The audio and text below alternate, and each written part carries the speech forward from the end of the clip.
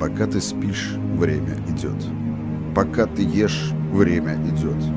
Пока ты думаешь, как заработать деньги, время идет. Год как месяц, месяц как неделя, неделя как день, день как час, а час как минута. Это значит, твое время истекает и никогда не вернется. Основная валюта нашей жизни – это время. Пока ты думаешь о риске, кто-то рискует и добивается успеха.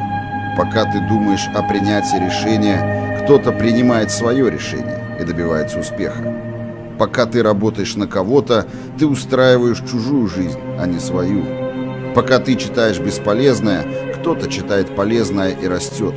Пока ты занимаешься бесполезными делами, кто-то занимается полезными. Каждый день тебя могут разочаровывать некоторые люди. Забудь о них. Не принимай близко к сердцу. Оно фокусируется на этом и не дает тебе думать о полезных вещах. Каждый день у тебя может быть новая проблема.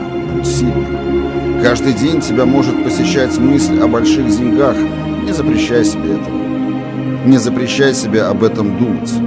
Каждый день ты можешь общаться с бестолковыми людьми и толковыми. Пусть даже если он будет эпизодом. Общайся со всеми, и ты будешь знать толк в людях. Время не вернешь никогда. И даже не знаешь, сколько его у тебя есть. Не рискнешь сегодня, останешься ни с чем завтра. Нам есть что терять. А каждый новый день может принести тебе то, что может изменить твою жизнь к лучшему. То, что сделает тебя успешным только в твоих руках. Мнение чужих людей иногда может быть полезным, но не давай себя сбить с толку той иллюзией, которую тебе преподносят с обещаниями. Человек определяется делом. Я понял все это, когда мне было 28, и надеюсь, ты поймешь это намного раньше меня.